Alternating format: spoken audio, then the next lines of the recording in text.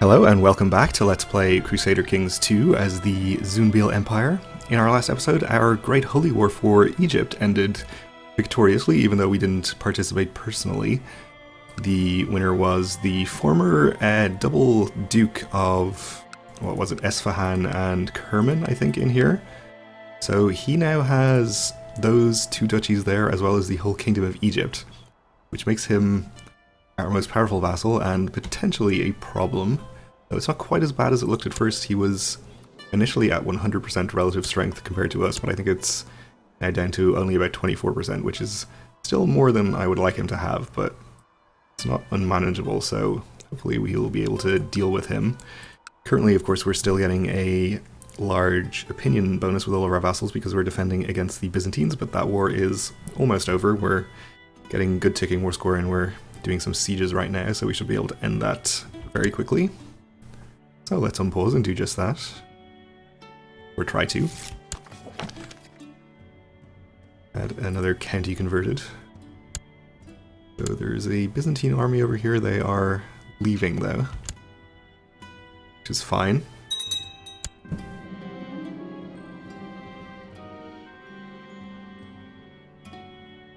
Okay, so the vassal I was just talking about, the King of Egypt, has just died a natural death at the age of 78. Oh, I didn't actually realize he was so old. Okay, so we have a new Shah here, who does not have an opinion bonus with us for marriage ties as the previous guy did. So he will still probably like us reasonably once our defending versus infidels bonus wears off. We'll have to make sure that we keep him happy, of course. Definitely have to pay some attention to all of our vassal opinions once this war finishes. So we're now getting a full 20 opinion bonus from our prestige, so hopefully things should not be too bad. Another candy converted too. So, I said previously that our main remaining goal for this series was to take our last holy site, which we have done now. So ostensibly that is everything that I kind of wanted to accomplish here, but I definitely cannot end this series in good conscience with such horrible looking borders here. So I think we're just going to continue to conquer some of the land in between Egypt and our other borders here and make things look a bit nicer before we end it. I think what we'll probably do is take probably the intervening de jure kingdoms and leave it at that. So that would be the remainder of Mesopotamia that we don't have, plus Syria, plus Jerusalem. And I guess this county up here that belongs to the Byzantines as well in KDYN 443. And that will give us relatively good looking borders and leave it at a place where I would feel okay ending this series. So that will probably be it. I'm not sure how long that will take. Another several waves of holy wars at least. Maybe long enough for us to get to another great holy war, which I think will be in 30 years or so. So we're up to 99% against the Byzantines and there's 100, so we didn't even get to complete another siege. Let's go ahead and enforce our demands. I didn't actually check how much gold we got from that, but when I looked before it was 1400 or so. So that is very nice. We can get our armies back home and disband them. And let's see how the vassal opinions look. Okay, so actually our vassal in Egypt here is down to only 12% somehow. Not sure whether he's having trouble with his vassals, which is reducing his levy or something.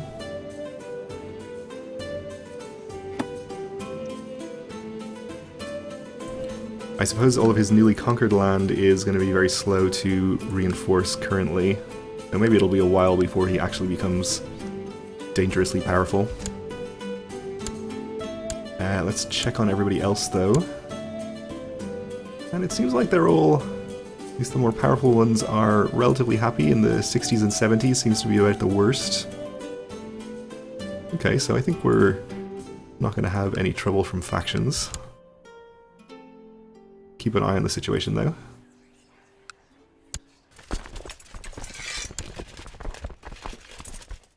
Alright, so we'll leave our retinue over in this area because that's where we're likely to be going to war in the future.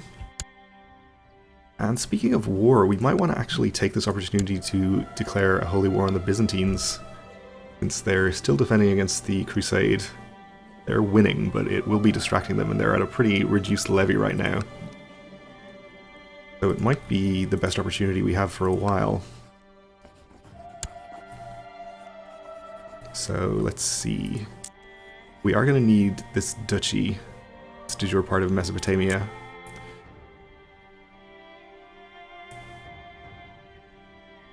So that might be the best one to take, or we could take this county, which is really just the top holding here. We're going to need both of them at some point.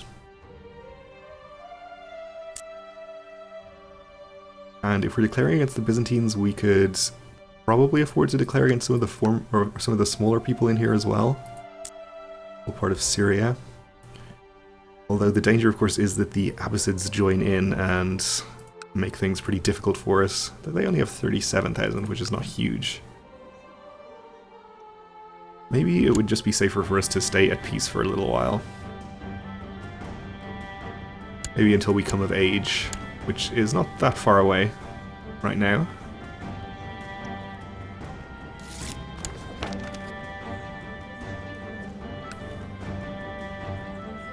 In the meantime, we can have a Festival of the Sun, and we can ransom any prisoners that we have for a bit of extra gold.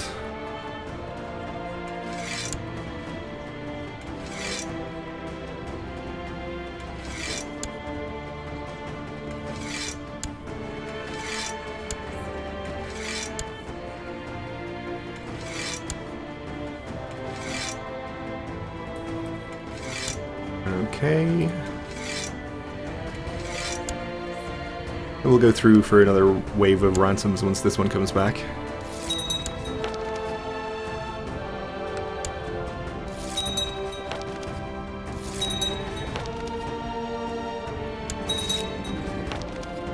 The Festival of the Sun is about to start, and in accordance with tradition, the festivities begin on a sunny morning. Praise Zun.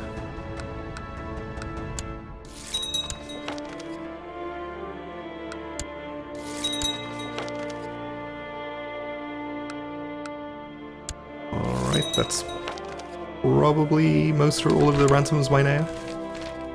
We are walking 99 times around the temple for some piety. And we're eating the special bread for more piety. And the festival is over for now. Okay. So let's try and get a few more ransoms here, and then we'll probably just have everyone else judged by Zun.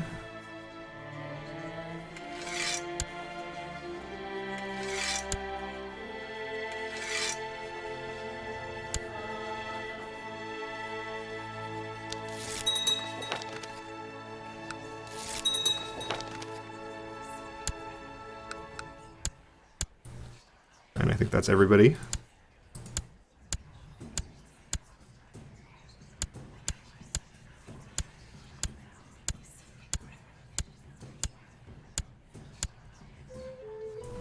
Alright then.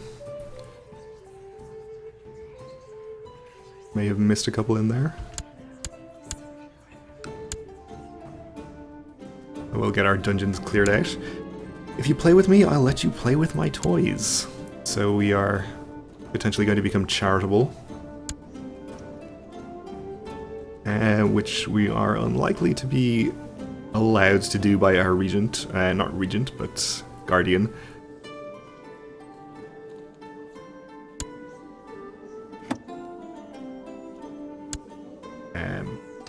No, okay, so this guy is our guardian. He is neither greedy nor charitable, so who knows what will happen.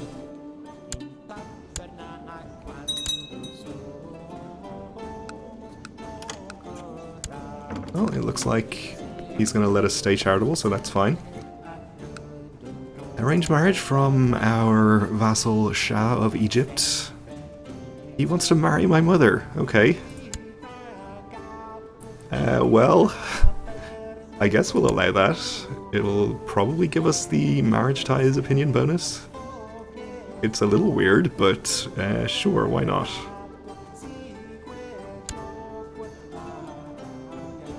No, we just get plus 10 for allowed a marriage. We don't get marriage ties. Apparently our mother doesn't count as a relative. Okay then.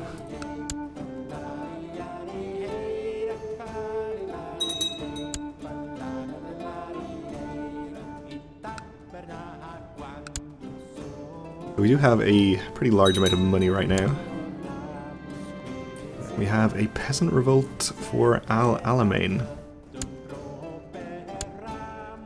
which is over here. Alright, well, Egypt has his troops raised, so maybe he's just going to deal with it for me. That would be nice. Guess he's involved in some other war. He is, okay. County claim. Alright, well, we'll see if he deals with the revolt as well. We'll just ignore it for the moment, I think.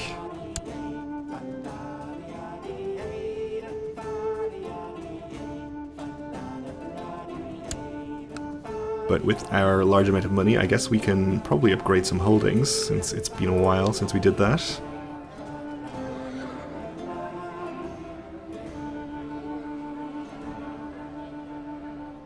Or alternatively, I suppose we could spend it on more retinue, which might not be a bad idea.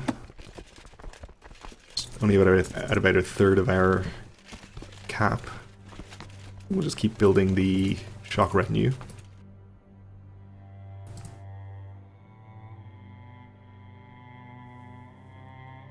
Just build about 1,000 gold worth of it.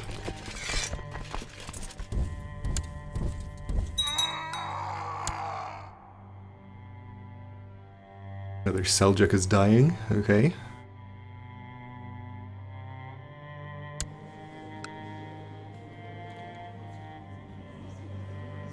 So I think we can probably just unset the Seljuks as special interest.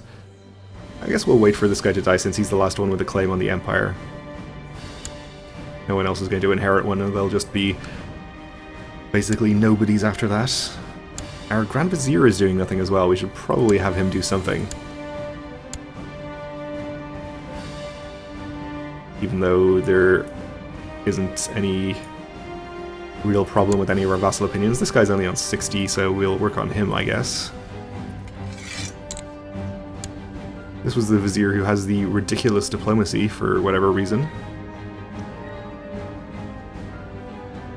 I guess it's just from his traits. He's a socializer, and some of these are diplomacy increasing ones.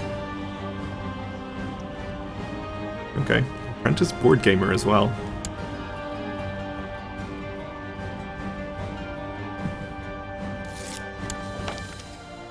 Cairo has been converted, good. Looks like he may not actually have enough troops here, or else, no, he's just been loading them into boats, so I don't know how many he has exactly. Well, maybe we should just take care of it ourselves then. We can probably raise a decent levy from him over here. Oh, actually we can raise 10,000. It's fine, we'll just use those.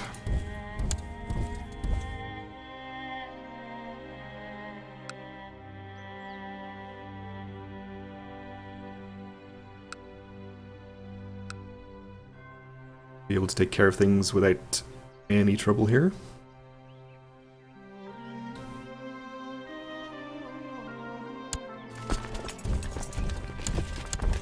Probably actually put people in charge of this army.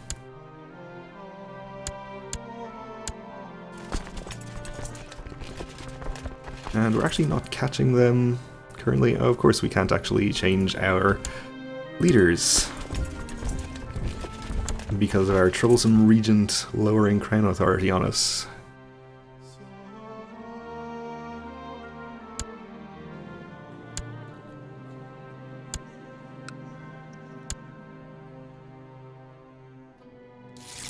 So it's fine, we still caught them with the minor detour there.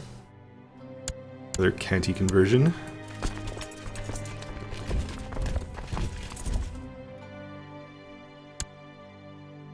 And we're going to catch them here as well, which hopefully will be enough to end the revolt.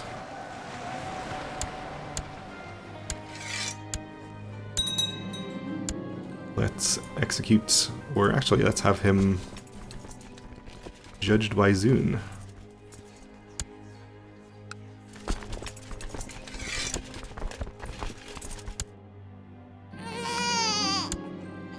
Right, a daughter was born to our heir. He is weak.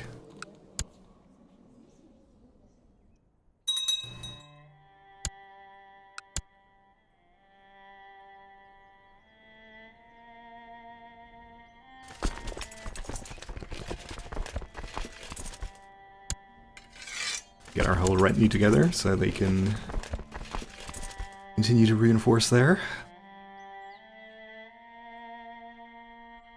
And it does cost us all of our income just to reinforce them. Interesting. I find religion fascinating, especially when the priests talk of heathens and infidels and how they shall be struck down, so we're going to become zealous. How is our guardian likely to feel about that? He's neither cynical nor zealous, so who knows? I was reading the legends when my guardian took it away, telling me to ease off and go outside and play. Okay, so we're not going to be zealous. That's okay, I suppose.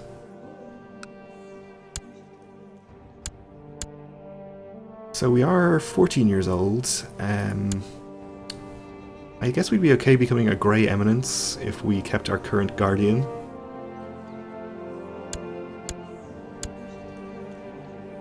End up with very high diplomacy if that happens.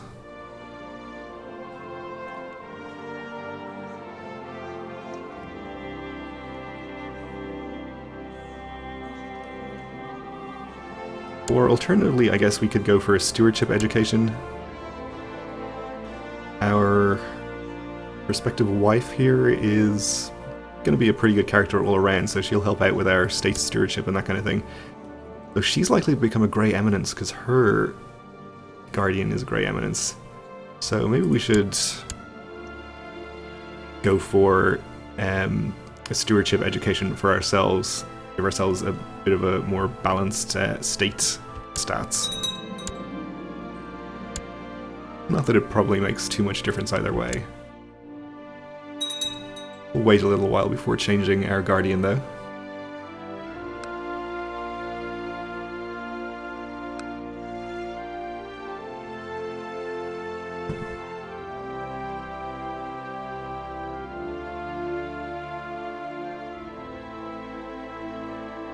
And let's check in on the Crusade while we're waiting. 52% in favor of the Emperor, okay.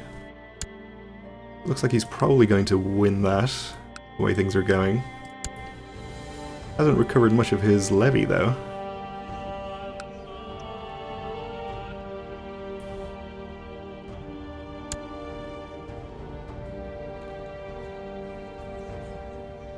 We'll hold another Festival of the Sun while we're waiting to come of age here. At least as soon as April comes around. Aswan is converted, good. We will invite everyone to the feast.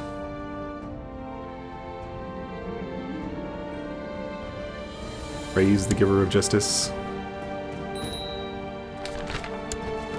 And we'll walk 99 times around the temple. We'll invest in culture tech.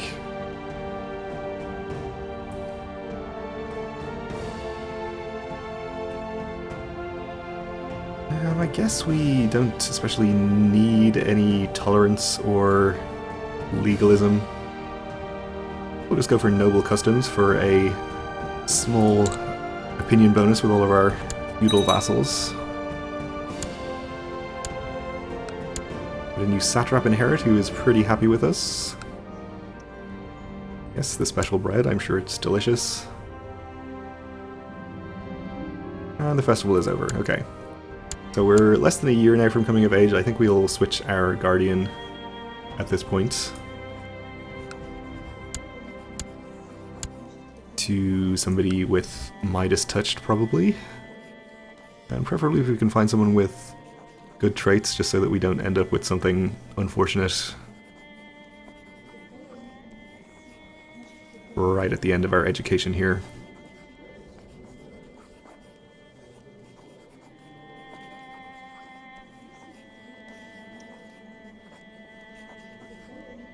Let's see. Also consider the opinion bonus, like we could get a permanent opinion bonus with the Shah of Egypt, which would be pretty good and probably worth the risk of gaining paranoid or slothful.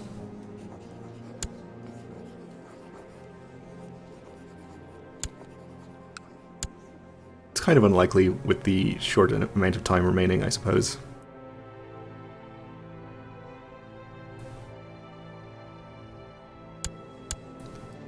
Okay, so that happened. We are his guardian, or vice versa, actually, at this point, so we should become Midas touched, which will be great, but we are out of time for this episode, so we'll have to see about that next time. So thanks for watching, and join me again then.